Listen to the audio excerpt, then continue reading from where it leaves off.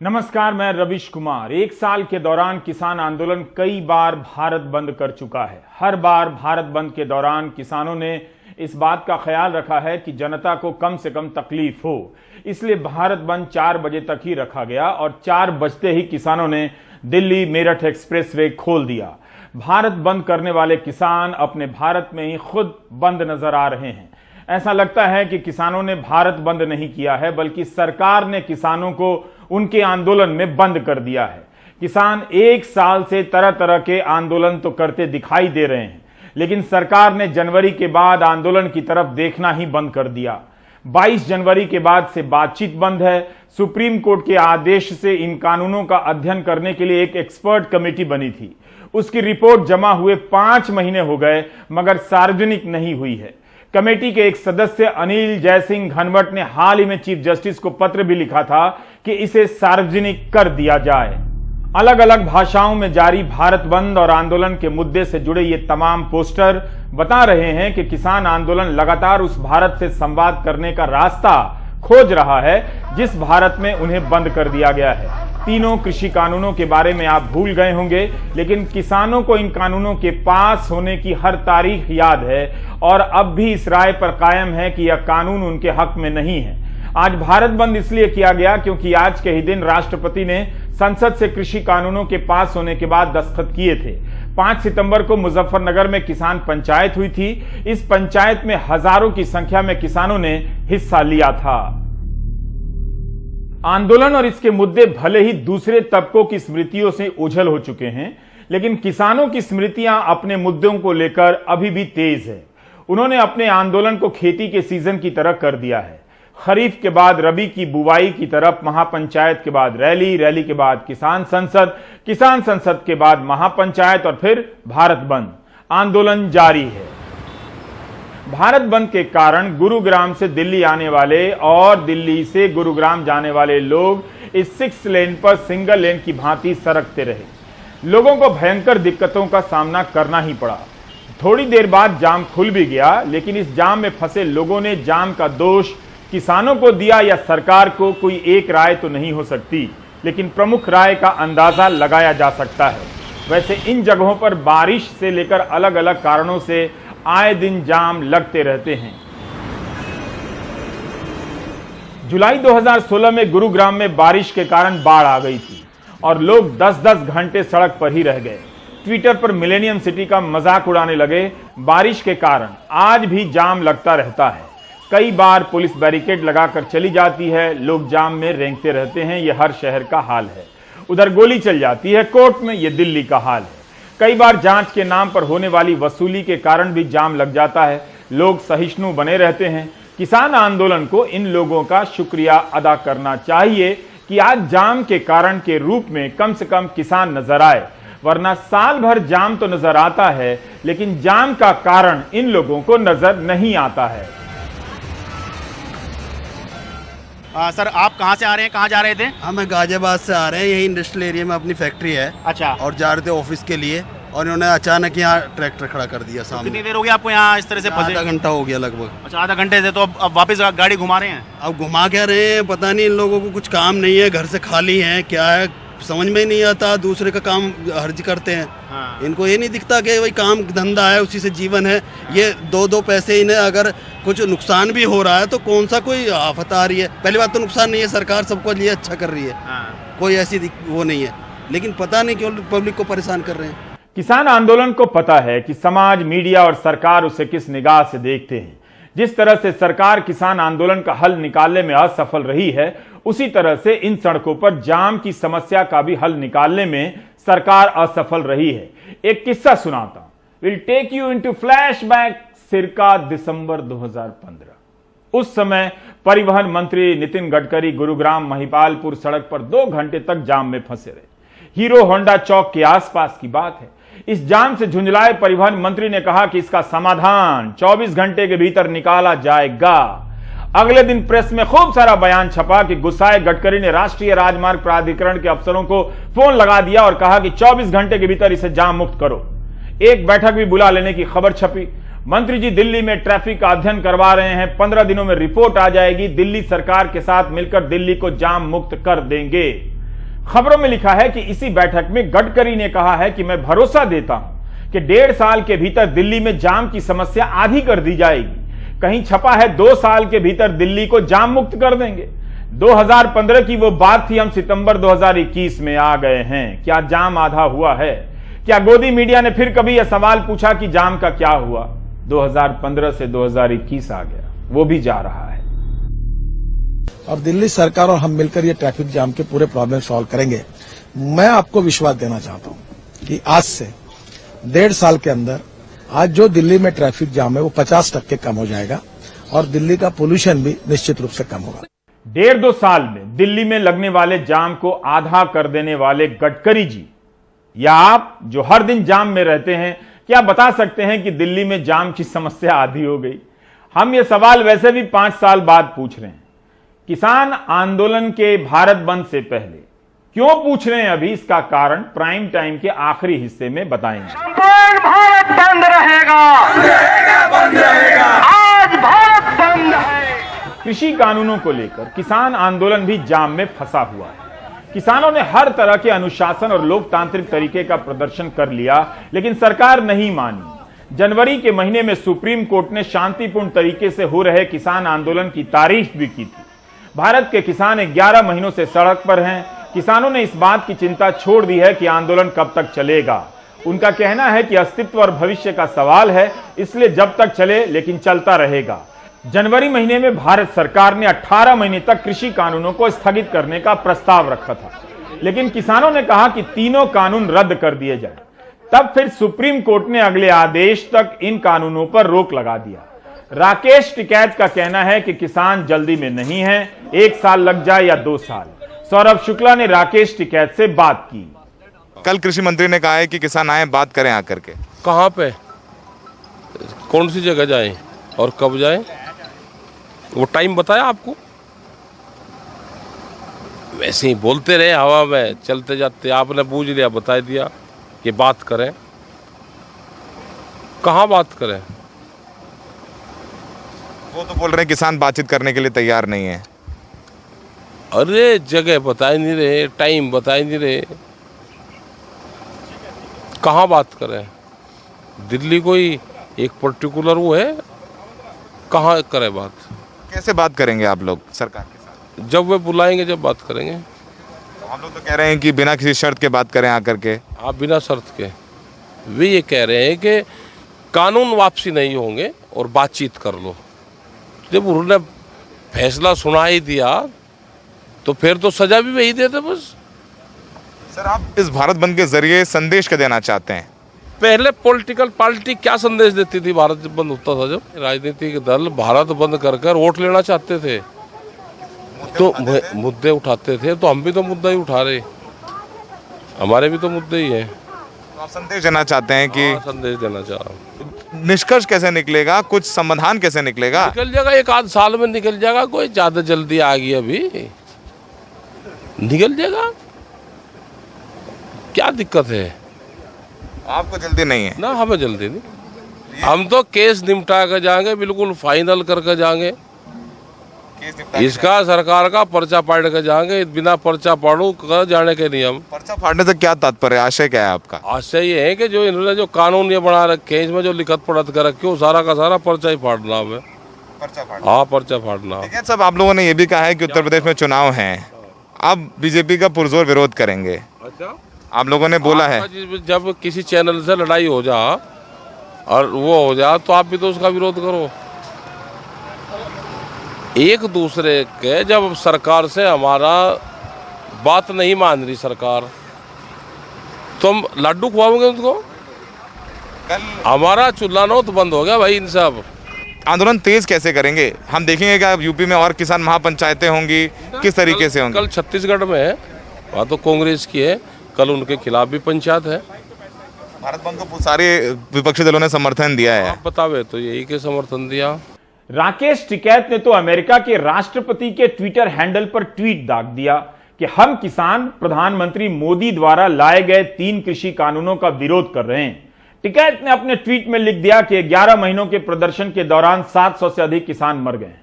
हमें बचाने के लिए इन काले कानूनों को हटना चाहिए। जब आप प्रधानमंत्री मोदी से मुलाकात करें तो इस पर फोकस करें। फोकस क्या होना था? प्रेस को ही बाहर कर दिया गया। इस पर से बाइडेन ने कह दिया कि भारत का प्रेस तो बड़ा ही शालीन है, आज्ञाकारी है। कूटनीतिक स्तर पर गोदी मीडिया को शालीन, सुसंस्कृत और आज्ञाकारी ही कहा जाता है। वैसे अमेरिका में किसान आंदोलन के समर्थन में बैनर पोस्टर लेकर लोग सड़कों पर उतरे, जिसे भारत में न के बराबर दिखाया गया। इसके पहले भी अमेरिका, कनाडा, ब्रिटेन के कई शहरों में किसान आंदोलन के समर्थन में कई बड़ी रैलियां हुई हैं। फरवरी में ही अमेरिकी किसानों के संगठनों ने भी भारत के किसान आंदोलन के समर्थन में बड़ा मार्च निकाला था और अपना समर्थन दिया। अमेरिका में इस्तेमाल कई पोस्टरों में खराब भाषा का इस्तेमाल किया गया, जिसे नहीं करना चाहिए था। फिर भी उन पोस्टरों को ना दिखाते हुए इन प्रदर्शनों को दिखाया तो जा ही सकता था। बाइडेन ने प्रधानमंत्री के सामने अहिंसा, सहिष्णुता और विविधता पर जोर दे दिया। एक तरह से इन तीनों बातों का संबंध भारत में चल रही घटनाओं से लगाया गया। कमला हैरिस ने तो कह दिया कि जरूरी है कि अपने अपने देशों में लोकतंत्र के सिद्धांतों और संस्थानों की रक्षा की जाए।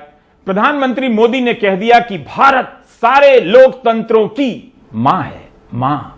क्या आप जानते हैं कि दुनिया भर में लोकतंत्र की महिमा का बखान करने वाले प्रधानमंत्री मोदी ने 7 साल में एक भी प्रेस कॉन्फ्रेंस नहीं की है और अब विदेशों में भी सवालों का सामना नहीं करते हैं। 300 से भी अधिक दिनों से किसान आंदोलन पर हैं, लेकिन प्रधानमंत्री ने उनसे बात नहीं की है, जबकि उन्हीं का बयान है कि एक फोन कॉल की दूरी पर हैं। फरवरी के महीने में अमेरिका का बयान है कि किसानों की समस्या का समाधान बातचीत से निकाला जाना चाहिए। भारत स्थित अमेरिकी दूतावास से यह बयान आया था। भारत सरकार के प्रतिनिधि ने दोहा में तालिबान से बात कर ली, लेकिन 7 महीने से किसानों से बात नहीं हो रही है। राकेश टिकैत 2 टूक पूछ रहे हैं कि कहां बात करनी है, कब करनी है। किसान आंदोलन के प्रसंग में मानवाधिकार आयोग भी आ गया है। कायदे से मानवाधिकार आयोग को यह पूछना चाहिए कि किसान सड़क पर क्यों हैं, वे क्यों मर रहे हैं, सरकार क्या कर रही है। लेकिन आयोग ने राज्यों से पूछा कि बताइए कि किसान आंदोलन के कारण लघु व मझोले उद्योग बुरी तरह प्रभावित हुए हैं। यह सवाल उद्योगों की संस्था CII फिक्की उठा सकती थी। आयोग ने अपने नोटिस में पुलिस से पूछा है कि आंदोलन स्तर पर कोविड के नियमों का पालन नहीं हो रहा है, बताएं कि क्या कार्रवाई हो रही है। दूसरी तरफ जनवरी महीने में कोर्ट का आदेश देखिए, सुप्रीम कोर्ट का, जिसमें कोर्ट ने लिखा है कि अदालत इस बात को लेकर चिंतित है कि यद्यपि सरकार और किसानों के बीच कई दौर की बातचीत हो चुकी है, लेकिन कोई समाधान नजर नहीं आता है। जमीन पर हालात यह है कि वरिष्ठ नागरिक, महिलाएं, बच्चे धरना स्थल पर बैठे हैं। सर्दी और कोविड के कारण उनके स्वास्थ्य को बहुत खतरा है। कुछ लोगों की मौत भी हुई है, जबकि हिंसा उसका कारण नहीं है, बीमारी से हुई है या आत्महत्या से हुई है। मानवाधिकार आयोग की चिंता और सुप्रीम कोर्ट की चिंता में कितना अंतर है। किसान आंदोलन को सिर्फ 3 कानूनों के विरोध का आंदोलन नहीं समझा जाना चाहिए। हर इलाके के हिसाब से अलग अलग फसलों से जुड़ी मांगे भी किसान आंदोलन का हिस्सा बनती जा रही हैं। गन्ने के दाम का सवाल भी इसमें शामिल हो चुका है। कल तो योगी जी ने, उनका कहना है कि बड़ी सौगात दी है किसानों को, मूल्य 350 कर दिया है गन्ने का। अब तो संतुष्ट हैं थोड़ा सा कि नहीं, आपको अभी भी एक्सेप्ट नहीं है वो? उनके घोषणा पत्र में क्या था, जब वे बोलते थे तो 450 रुपया बोलते थे। घोषणा पत्र में 375 उन्होंने लिखा और दिया 5 साल बाद में 350। तो जो डिफरेंस है इसको कौन देगा? पंजाब में जब हुआ तो आप लोगों ने बड़ा उनको शाबाशी दी, मिठाई खिलाई जा करके। ये कहा कि घोषणा पत्र में जो इन्होंने कहा, तो क्या वो झूठ था घोषणा पत्र? या इनके लोग जो कहते थे कि 450 देंगे हमारी सरकार आ जाएगी, इनकी तो सरकार भी आएगी, दे दो 450।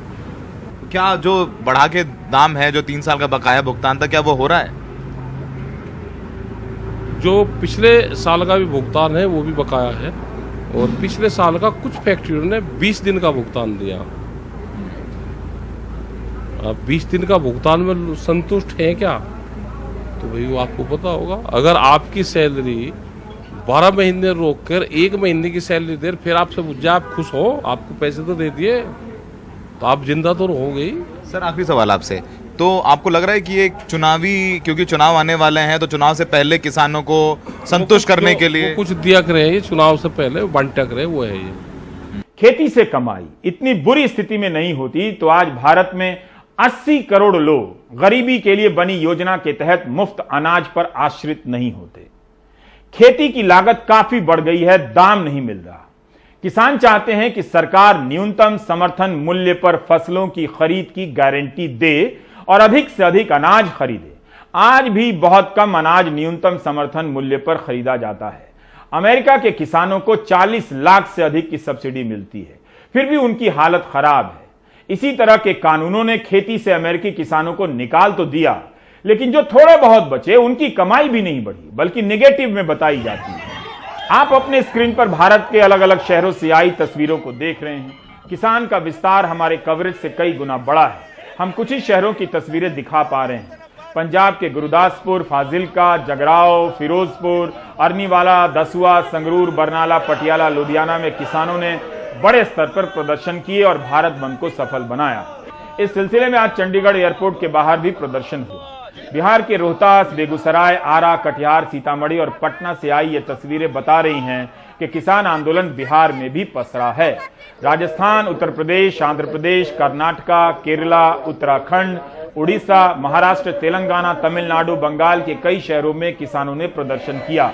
हरियाणा के जींद, रतिया, रोहतक, सोनीपत, कुरुक्षेत्र, अंबाला, बहादुरगढ़, चरखी दादरी, भिवानी में भी किसानों का मोर्चा निकला और भारत बंद हुआ। 2022 में किसानों की आमदनी 2 गुनी होनी है। नए सर्वे के अनुसार किसानों की मौजूदा कमाई ही 10,218 रुपए है। इसमें खेती के अलावा अन्य कार्य भी शामिल हैं। यह कितना कम है? किसानों की आय 2 गुनी करने के लिए भारत सरकार ने अशोक दलवाई की अध्यक्षता में एक कमेटी बनाई। इसकी रिपोर्ट के अनुमान में बताया गया है कि 2015-16 में बिहार का किसान एक महीने में मात्र 3,776 रुपए कमा रहा था, जबकि बिहार में मंडी सिस्टम नहीं है। उसकी कमाई लक्षित वर्ष 2022-23 में 8,693 रुपए होनी चाहिए, ये रिपोर्ट में कहा गया है। क्या इससे बिहार का किसान अमीर हो जाएगा? उसका काम चलेगा? अगर खेती छोड़कर शहर में सिक्योरिटी गार्ड बनेगा तो भी 9 से 10 हजार रुपए कमाएगा। जब आप शहरों में मिलने वाले काम की कमाई और खेती की कमाई के आंकड़े साथ साथ रखेंगे तो पता चलेगा कि आज भारत के किसानों के सामने आगे कुआं है, पीछे खाई है। हमारे सहयोगी मुकेश सिंह सेंगर ने आंदोलन कर रहे किसानों से बात की। क्या लगता है आपको? आप लोग भी यहाँ पर बैठे हैं, क्या होगा आगे? सर ਅਸੀਂ ਤੇ ਇਹੀ ਸੋਚਦੇ ਆ ਵੀ ਯਾਰ ਅਸੀਂ ਕੁਝ सरकार सोचेगी हमारे हाँ जी। ਜਿਹੜੇ 10 ਮਹੀਨੇ ਇੱਕ ਦਿਨ ਹੋ ਗਿਆ हमें तो कुछ ना कुछ सरकार ਤੇ असर ਤੇ ਪੈਂਦਾ ਹੀ ਆ। ਇਹ ਤਾਂ ਨਹੀਂ ਕਿ ਸਰਕਾਰ ਤੇ असर नहीं ਪੈਂਦਾ, ਬਹੁਤ ਪੈਂਦਾ।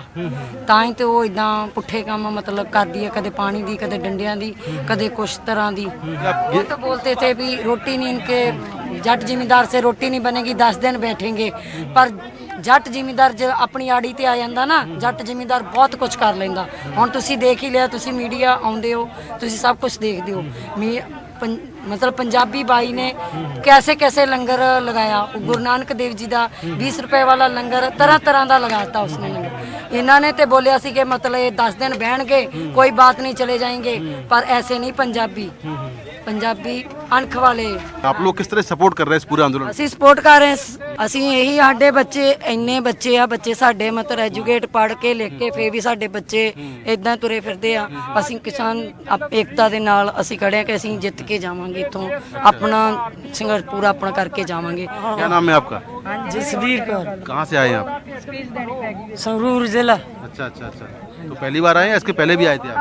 ਮੈਨੂੰ ਹੋ ਗਏ 10 ਮਹੀਨੇ ਉਰੇ ਬੈਠੀ। 10 महीने? 10 ਮਹੀਨੇ। तब से आप यहीं बैठे हैं? 2 ਮਹੀਨੇ ਪਿੱਛੇ ਸੜਕਾਂ ਤੇ ਰੁਲੇ ਆ, अच्छा ਜਿੱਦੇ ਉਰੀ अच्छा।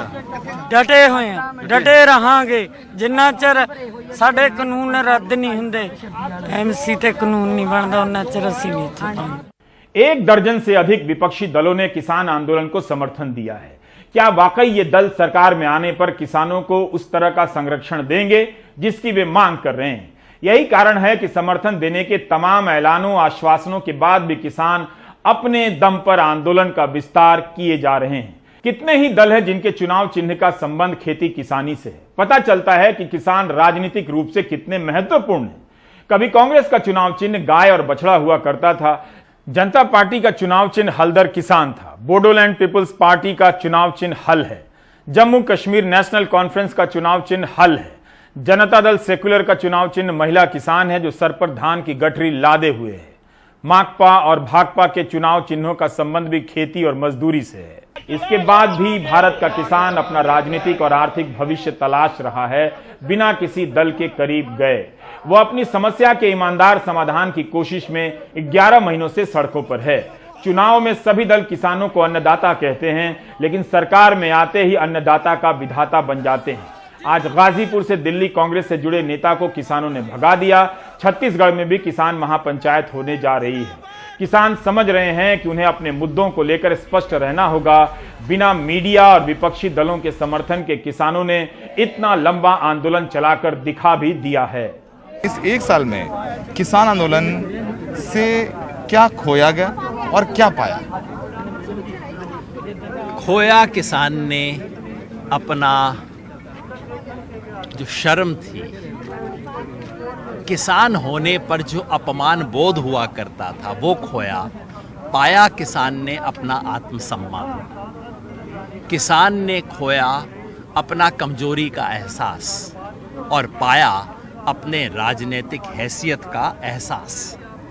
किसान ने खोया अपना बंटवारा, अपनी जाति, अपना धर्म, अपनी भाषा, अपनी पार्टी, अपने झंडे, और पाया किसानों की एकता को। मैं समझता हूँ ये 3 अभूतपूर्व उपलब्धियाँ हैं इस आंदोलन की। किसान ने आत्मसम्मान पाया है, अपनी राजनीतिक ताकत का एहसास पाया है और अपनी एक एकता को ऐतिहासिक एकता के रूप में ग्रहण किया है। ये 3 उपलब्धियाँ किसी भी 3 कानून से बहुत बड़ी हैं। अगर सरकार को लोक लाज थोड़ी सी भी है और लोक मत देख पा रही है तो लोकतांत्रिक सरकार को बातचीत करनी चाहिए। हम बातचीत के लिए एकदम तैयार हैं। हमने कहा है जहां जब मर्जी बिना शर्त बातचीत के लिए तैयार हैं। लेकिन अगर सरकार यही अहंकारी, यही राजहट जारी रखती है तो किसान तो उठ के जाने वाले नहीं है। हमारा आंदोलन पहले से और व्यापक होगा, गहरा होगा और ये आंदोलन 3 किसान विरोधी कानूनों से आगे बढ़ते हुए अब तो इस देश के लोकतंत्र को बचाने का, फेडरलिज्म को बचाने का, इस देश की एकता को बचाने का आंदोलन बन गया है। अब फिर से आते हैं किसान आंदोलन और जाम की समस्या पर। जाम तब भी लगता है जब किसानों का आंदोलन नहीं था और तब भी लगेगा जब किसानों का आंदोलन नहीं होगा। आंदोलन का हल निकालने में सरकार असफल है, लेकिन इस असफलता को आप जाम की समस्या से नहीं ढक सकते हैं। तब फिर जाम के कारणों और हर शहर के जाम की बात कीजिए, जिसके कारण हर दिन नागरिकों को 10 मिनट के बजाय आधे से 2 घंटे लग जाते हैं दूरी तय करने में। नोएडा की निवासी मोनिका अग्रवाल ने सुप्रीम कोर्ट में रिट याचिका दायर की है कि नोएडा से दिल्ली तक उनका सफर सड़क जाम के कारण सामान्य 20 मिनट के बजाय 2 घंटे का समय ले रहा है। क्या यह अदालत का काम होना चाहिए? क्या तब शहर के 50 जगहों पर लगने वाले दैनिक जाम को लेकर कोर्ट जाना चाहिए? नितिन गडकरी 2 साल में दिल्ली को जाम मुक्त नहीं कर पाए। इसमें अदालत क्या कर सकती है? बिल्कुल नागरिकों को तकलीफ होती है, लेकिन इन तकलीफों की आड़ में लोकतांत्रिक आंदोलनों को निशाना बनाना उतना ही खतरनाक है। अगर कोई सार्वजनिक स्थल पर प्रदर्शन नहीं करेगा तो कहां करेगा? हम एक ऐसे दौर में हैं जहां मीडिया भी जनता की बात सरकार तक नहीं पहुंचाता है, केवल सरकार की झूठी तारीफ को जनता तक पहुंचाता है। ऐसी स्थिति में कमजोर जनता कहां जाएगी? पहले ही देश के कई शहरों के बीच से आंदोलन स्थलों को हटा दिया गया है। इतना दूर कर दिया गया है कि वहां मीडिया नहीं जा सकता, न जाता है, किसी को दिखाई नहीं देता। क्या ऐसा कर हमने जाम की समस्या से मुक्ति पा ली या लोकतंत्र की आत्मा को ही कुचला जा रहा है? मोनिका अग्रवाल की रिट याचिका पर जारी नोटिस के जवाब में हरियाणा सरकार ने कहा है कि प्रदर्शनकारी किसानों को राज्य और नेशनल हाईवे से जाम हटाने के लिए मनाने की कोशिश हो रही है, लेकिन किसानों ने सार्वजनिक स्थानों पर आंदोलन के मुद्दे को हल करने के लिए जो पैनल का गठन हुआ है उसमें हिस्सा नहीं लिया। यूपी सरकार ने अपने जवाब में कह दिया कि अदालत के आदेशों के तहत सड़कों को जाम करने के घोर अवैध काम पर किसानों को समझाने का प्रयास कर रही है। सुप्रीम कोर्ट ने साफ कहा कि यदि प्रदर्शनकारी नीति को स्वीकार नहीं करते तो दूसरों को नुकसान नहीं होना चाहिए। कोर्ट ने कहा कि एक गांव बना लें, लेकिन दूसरे लोगों के लिए बाधा ना बने।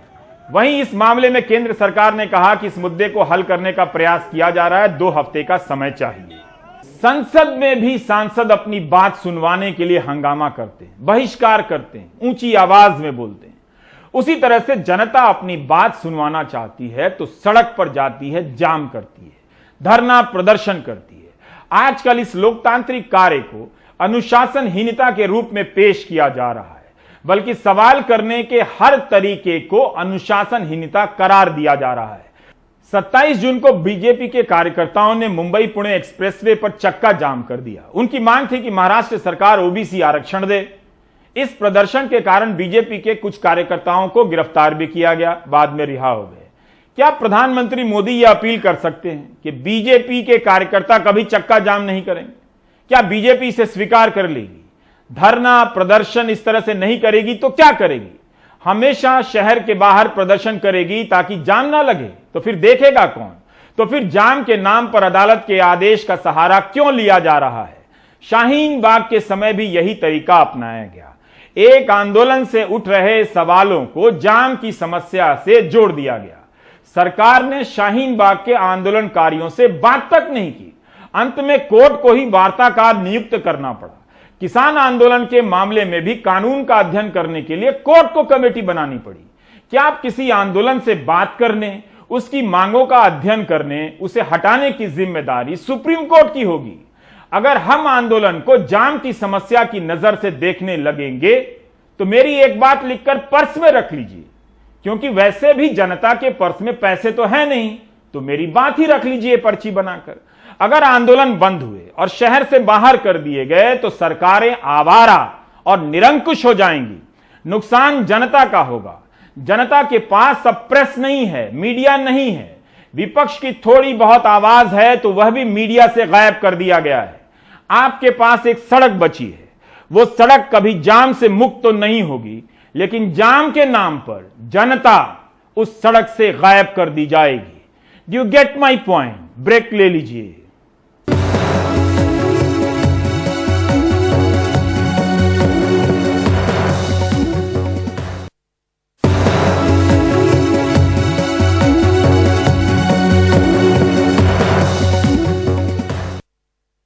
किसान तो फिर भी आंदोलन कर रहे हैं, लेकिन ऑर्डिनेंस फैक्ट्री के कर्मचारी अगर हड़ताल करेंगे या आंदोलन करेंगे तो उन्हें जेल हो जाएगी। सभी लोकतंत्र की मां कहे जाने वाले भारत ने यह अध्यादेश इसी मानसून सत्र में पास कर कानून बनाया है।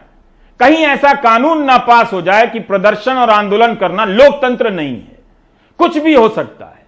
1 अक्टूबर को देश भर के 41 कारखानों में निगमीकरण के खिलाफ काला दिवस मनाया जा रहा है। राजीव रंजन की रिपोर्ट। कौन बनाता हिंदुस्तान? भारत का मजदूर किसान। कौन बनाता हिंदुस्तान? भारत का मजदूर किसान। ऑर्डिनेंस फैक्ट्री बोर्ड के कर्मचारी गुस्से में भी हैं और अंदेशे में भी। दूर एकता जिंदाबाद, जिंदाबाद जिंदाबाद। दूर एकता जिंदाबाद, जिंदाबाद जिंदाबाद। उन्हें लग रहा है कि पहले सरकार ने बोर्ड के निगमीकरण का फैसला किया और फिर the essential defence service bill pass कराकर इसके खिलाफ प्रदर्शन करने का उनका अधिकार भी छीन लिया। नहीं चलेगा, नहीं चलेगा, नहीं चलेगा। उनकी नाराजगी देखते हुए बीजेपी और आरएसएस से जुड़े भारतीय मजदूर प्रतिरक्षा संगठन ने पहले हाई कोर्ट का रुख किया और अब सुप्रीम कोर्ट जाने की तैयारी में है। लेफ्ट से जुड़े संगठन पहले ही सरकार के इस कानून के खिलाफ दिल्ली और मद्रास हाई कोर्ट में केस कर चुके हैं।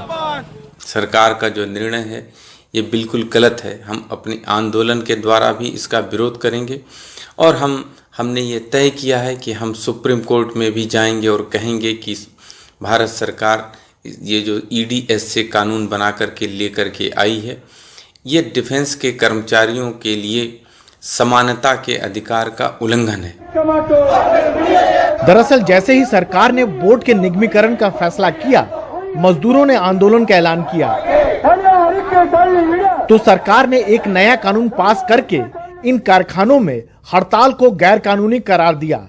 कहा कि इसके लिए 2 साल तक की सजा हो सकती है। इसके अलावा जुर्माना भी लगाया जा सकता है। हड़ताल में उकसाने के लिए भी 2 साल की सजा है और 15,000 तक का जुर्माना।